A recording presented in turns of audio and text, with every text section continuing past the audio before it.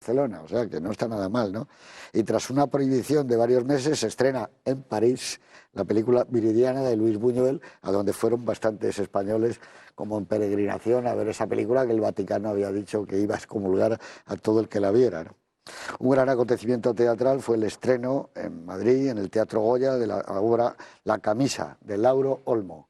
Era toda la inmigración de la gente que se iba a Alemania y realmente era magnífica, ¿no? La dirigió González Vergel y afrontaba con mucho coraje un tema entonces muy complicado y que tenía mucha censura. Estaba, por cierto, muy bien Tina Sáenz en el Teatro Goya. La guerra de Argelia acaba con un acuerdo entre el Frente de Liberación Nacional y Francia. Y bueno, y hay un referéndum que va a permitir a los argelinos elegir la independencia o seguir siendo una provincia francesa. Esa fue una de las noticias claves de ese año, sin ir más lejos. También que fallece un cineasta español maravilloso, Florian Rey, ¿no?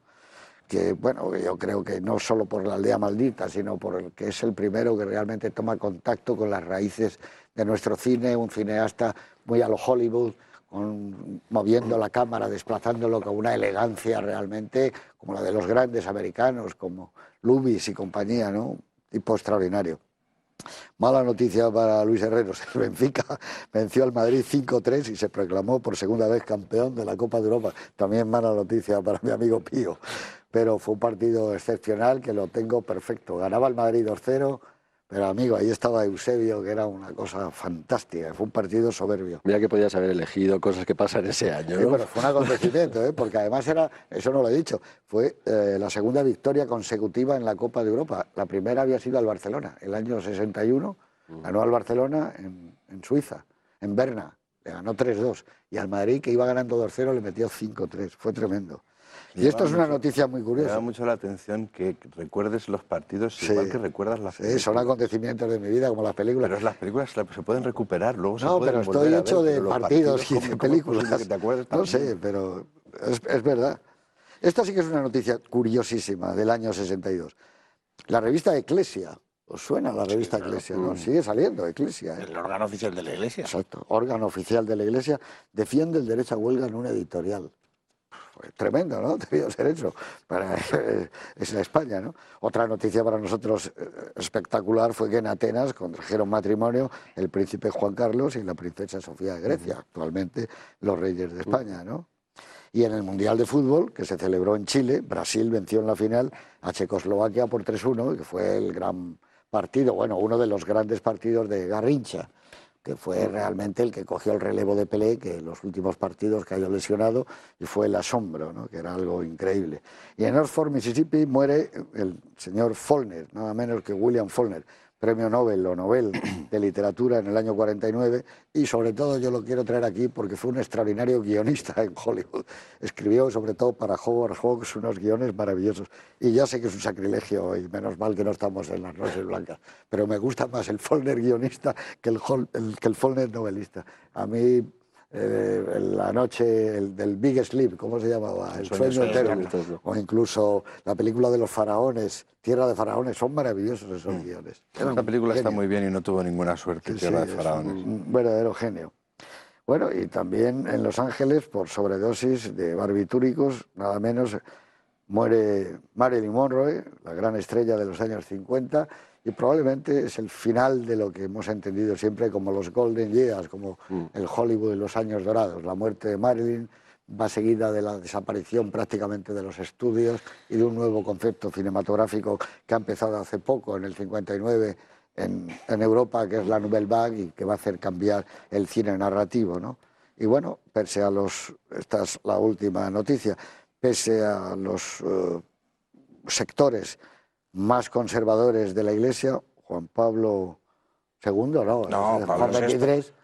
Juan XXIII es Juan XXIII. Sí, es el que inaugura el Concilio Vaticano II, que todo el mundo pensaba que iba a ser como que hablaba de él, pero que no lo iba a poner en marcha. Lo convocó y se ponía enseguida. Fue tremendo, sí, luego ya vino Pablo VI y vino lo de la píldora y bueno, y muchísimas más cosas. Pues ahí sale esta película, en el caldo de cultivo de esos años, que yo decía que si recordáis ahora con nuestros espectadores el arranque, es como de Billy Wilder, ¿no? alguien que llama Chicas para ir a un barco, un tipo un poco amoral. Parece que es otra película, o sea, empieza siendo una película, una comedia. Y luego fíjate cómo termina, ¿no? Esa progresión de la que se habla. Que le lleva señoritas a esta gente, son relaciones públicas. Claro, fíjate, yo creo que bebe mucho por el trabajo, pero también le gusta beber. Tenía muy claro Blake Edwards que esta película la tenía que hacer Jack Lemmon, porque yo tiendo un puente entre el Jack Lemmon de esta película y el del Apartamento. Me son muy parecidos, en cierto sentido. Y además hay 2 años de diferencia, ¿no? Claro, los dos están haciendo algo que no quieren hacer para triunfar socialmente. Y eso debió de ser algo clarísimo a la hora de elegir el protagonista de esta película. No he encontrado datos, siempre en todas las películas, cuando las preparamos, aparece, pues esta la iba a hacer Cary Grant, pero luego no pudo y la hizo Jack Lemmon. En esta ocasión no, o sea, Jack Lemmon fue la primera elección. De hecho, creo que incluso tiene que ver con la propia producción de la película. Y entonces, de alguna manera, se parece, tiene cierto parecido al personaje del Apartamento, obviamente en ese arranque. Luego nos vamos a otras cosas totalmente diferentes, es un papel mucho más dramático. Sí, no, pero yo lo comentaba porque hay un edificio de oficinas, ascensores, él sube, hay una chica, coquetea, dice, bueno... Los ascensores y Jack Lemmon parece que se llevan bien. Se llevan muy bien, el blanco y negro, el hall de las oficinas. Tan bien, que no sé si os acordáis, Jack Lemmon nace en un ascensor. Ah, esto no lo sabía. Sí. Esto ya aquí me has dejado ya... Jack Lemmon nace en el ascensor del hospital de Newton. O sea que ya esta historia de los ascensores... Eso está muy bien visto, yo no lo sabía. Yo tampoco, yo no sabía. Del hospital. No, tiene un par de cosas en su biografía curiosas. Una, primero es hijo de un fabricante de donuts y nace en un ascensor, o sea, digamos bastante americano el tema, ¿no? Pero lo que decías tú de Billy Wilder, como nos pongamos a encontrar la relación, hay cada vez más, no solo porque, claro, es un pope, es un monstruo, es un dios, pero Lemmon efectivamente... Días sin huella, lo que decías tú antes, ¿no? Y es como si faltara rematar esa película de Días sin huella, que era apuntar el tema del alcoholismo y aquí ya sí que está todo, ¿no? Y de hecho, el problema no era la elección de Lemmon, porque realmente Lemmon es el que produce la película. Sí, tiene... La película, la productora se llama Jalem, que es Jack Lemmon. La duda fue sobre Blake Edwards, porque inicialmente la iba a hacer John Frankenheimer. Porque había habido un telefilme, ¿no? Había habido una obra de teatro, o sea, el guión de J.P. Miller es para teatro y se hace una versión televisada de esa obra de teatro. Que la dirige Frankenheimer. Que la hace Frankenheimer, que sí que están los otros 2 actores que están hoy en esta película y que tiene bastante éxito. Era un programa que se llamaba Playhouse 90. Sí.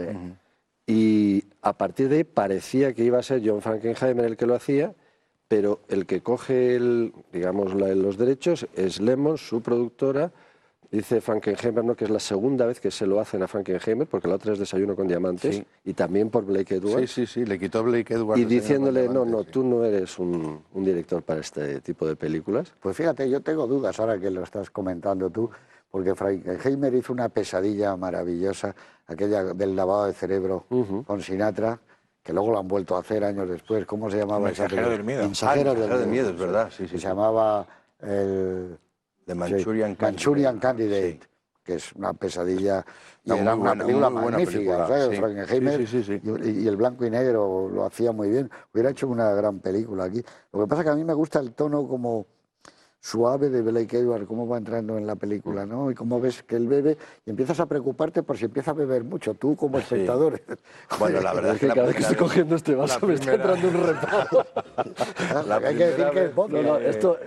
No es vodka, lo puedo jurar. Pues yo voy ya por el segundo. Además os estáis poniendo los dos morados, ahora que veo. Eso lo digo. Yo no estamos bebiendo nada, estamos sobrios. Frankenheimer es verdad que hubiera hecho una buena película porque le va, o sea, es una estrella de la televisión, como dice Pío, que casi le va más que a Blake Edwards, que estaba más enfilado hacia el mundo de la comedia. Había hecho Chantaje contra una mujer, también con Lee Remick. Pero ya era una película en esta línea. Que era muy interesante. Muy interesante, donde él demostraba que tenía otra manera de filmar, ¿no? Que mucho más precisa. Experiment in Terror se llamaba esa película y estaba muy bien. Era una película donde... Con ella, con Lee Remick, que es una chica de la que te vas enamorando. Es de esas actrices que según vas viéndola en la pantalla, es un monstruo. La segunda bobina y la tercera ya caes.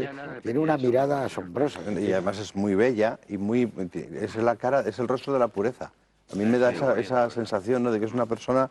Pues en la película de Preminger que pusimos aquí. Claro, en Anatomía de un asesinato es complicado. Lo que es muy curioso de ver es esa destrucción de esa pureza, que sabe que hay un monstruo ahí que le puede atacar en un momento determinado, que lo dice. Pero vamos a ver, nosotros... Eso es muy bonito todo lo que dicen cuando se están enamorando. Pero la chica no bebe. Se enamoran en una tarde. La chica no tienen bebe. mucha sinceridad entre ellos. No, ella no bebe. Es el tema del chocolate. Pero poco a poco él necesita como una compañía más eufórica. Es como si tomaran droga. El alcohol empieza a ser como necesario para que funcione mejor la pareja, porque él lo necesita. Sí. Luego es al revés, luego ya empieza a necesitarlo, porque no les vale solo el tener una vida normal, fíjate, una hija. fíjate ese poco a afán, poco hay una dependencia como ese afán casi documental, como decía al principio, de explicación, pero luego Jim, el amigo de Alcohólicos Anónimos, le explica a él que hay ese, llamémosle, un punto dentro de nosotros latente que intenta expresar Blake Edwards con el chocolate en Lee Remick, pero que puede surgir en cualquier momento, ¿no? Entonces hay un poco de como de descarga hacia Jack Lemmon, de culpabilidad, pero por otro lado esa afán de contarlo todo y de hecho le dice, poner el alcoholismo realmente como un tema capital. De hecho le dice que hay gente que sí se logra salir de ello o nunca llegar a ser adicto, aunque beba, y hay gente que cae en las redes de ese monstruo que en definitiva era de lo que estaba hablando Lee Remick, que veía en el horizonte y que sabía que la podía atacar en un momento determinado, ¿no?, y llevarla a las profundidades. Absolutamente. Sí, pero eso es algo que es importante. ¿Pero habéis ¿no? visto una película que hable de adicciones donde se fume más? Es que es curioso ver cómo una cosa de es Alcohólicos Anónimos prohibida es una o cosa impresionante. condenada, pero efectivamente, esta es la película, están constantemente y además incluso va dando el pitillo cada vez que ya se encuentra mal, al final en la escena del motel, lo que tú dices, yo no he visto más humo en una habitación que en la reunión de Alcohólicos Anónimos, están fumando como carreteros todos. Todas ¿no? las películas de la época. Yo creo que los historiadores del futuro dirán, esta película, sin saber nada más, se fumaba. Está esto. Hay teléfonos móviles. Del 80 empieza la gente por las calles con teléfonos móviles. Antes no había, estamos en los 70.